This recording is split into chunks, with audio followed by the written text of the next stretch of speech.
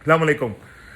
हामिद मीर और ये मालिक जैसे लोग तारिक जमील साहब की माफ़ी मांगने के बाद जो है ना बड़ा इतरार है, इनके गर्दनों के सरिये मजीद सख्त हो गए हैं। मगरूर तकब्बुर वाले लोग हैं।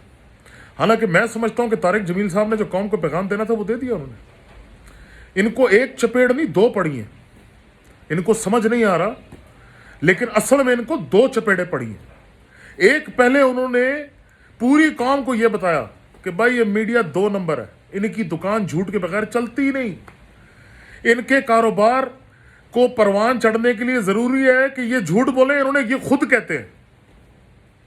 तो अल्लाह इनको इनके झूठ इनके शर से बचा।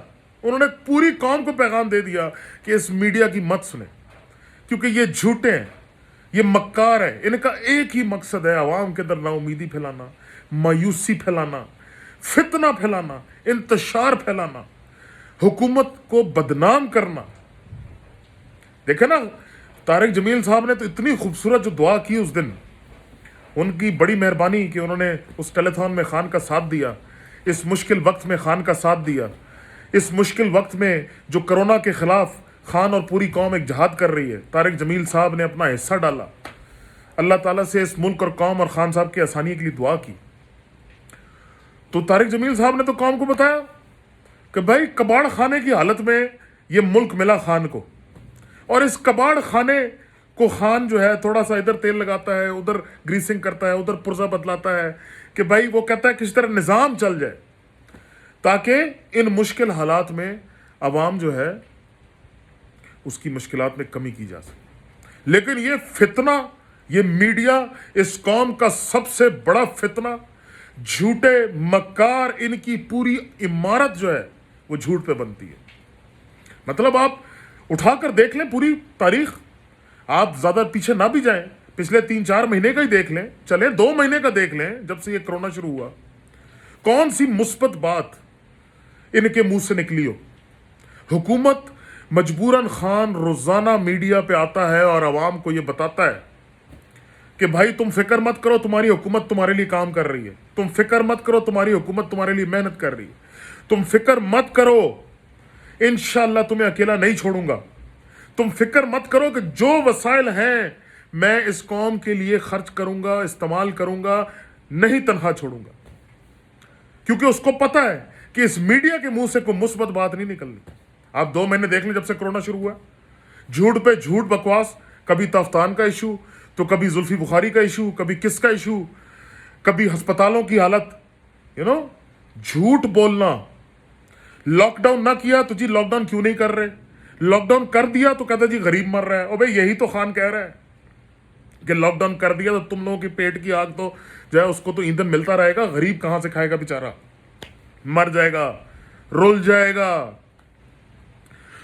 तो तारिक जमील साहब ने ना जी बड़े खूबसूरती से, मैं समझता हूं कि इनके मुंह पे चपेड़े मारी हैं, और अल्हम्दुलिल्लाह 1 दफा नहीं 2 दफा मारी हैं। देखें ना, इस हामिद मीर के अगर तारीख उठा कर देखें, मैं तो सच्ची बात है मेरा कुछ ज़ाती लेना देना तो है नहीं इससे, मैं तो सिर्फ और सिर्फ इसकी जो मक्कारी है वो देख के जो है मेरा खून जलता है, क्योंकि इसने कम ही मुल्क के मफाद के लिए बात की है। ये हमेशा मुल्क के नफी करता रहा है मफाद की। आप इसके ऊपर जो अटैक हुआ था उस वक्त से इंसिडेंट उठा के देख लें, कौम के जो सिक्योरिटी के इदारे हैं उसके ऊपर इसने इल्ज़ाम लगाया, इसके चैनल ने, इसके भाई ने। ये तो वो बंदा है खान के बारे में जो गलत अल्फाज अपने कॉलमों में ये इस्तेमाल करता रहा। मालिक का मसला सबसे बड़ा यह है कि मालिक को सनसनी फैलाने का मजा आता है, उसका और कोई मकसद ही नहीं है। उसको अगर आप सीधे रास्ते पे चलेंगे तो उसको खफा यह है कि तुम गलत पे क्यों चल रहे हो, ये वो इंसान है, क्यों नहीं चल रहे। तो ये मीडिया माफिया है, झूठा है, मक्कार है, इसको अवाम की कोई फिक्र नहीं, इसको सिर्फ अपने अरबों खरबों की फिक्र है। इनके जो मालिकान हैं उनको सिर्फ अरबों खरबों की फिक्र है। इन मीडिया के एंकरों के अंदर जो गुरूर आ गया। देखें, हम बहसत इंसाफियन, हमारी हुकूमत से भी अक्सर जो है एक रहता है ना जी गिला कि भाई आप इन लोगों को बुलाते क्यों हैं ऐसे फंक्शंस के ऊपर, आप बुलाते क्यों ऐसे ओकेजन्स के ऊपर, क्योंकि कौम को इनकी असलियत पता है। लेकिन आप उस टेलीथॉन के अंदर खान ने एक कॉज के लिए इनको बुलाया कि भाई तुम आओ, कोरोना کی جنگ لڑنے کے لیے میں نے ایک فنڈ بنایا ہے، اس میں میں اپنے پاکستانی جو کہ صاحب حیثیت ہیں ان سے میں گزارش کر رہا ہوں کہ تم اس فنڈ میں ڈونیٹ کرو، تم لوگ بھی میرا ساتھ دو، ٹھیک ہے نا؟ تو وہاں بھی اپنی سیاست شروع، وہاں بھی اپنی بکواسات شروع، یہ رہ ہی نہیں سکتے اس کے بغیر۔ ان سے برداشت ہی نہیں ہو پا رہا کہ خان صاحب جس کی کوئی خاندانی سیاست کا کوئی تاریخ نہیں، جو ایک عام انسان کی طرح اپنی جد و جہد کر کے اس منصب پہ آ کر بیٹھا ہے، اس کو یہ ہلا کیوں نہیں پا رہے، اس کو گرا کیوں نہیں پا رہے، اس کو اپنے سامنے گھٹنے کیوں نہیں اس کے جو ہے ٹکوا رہے، اس سے ان کو سب سے بڑی خار یہ ہے۔ پھر جو کرپٹ ترین اپوزیشن ہے، بکا ہوا ہے یہ میڈیا ان کے سامنے، لفافے لیتا ہے ان سے، واٹس ایپ گروپوں میں ہے۔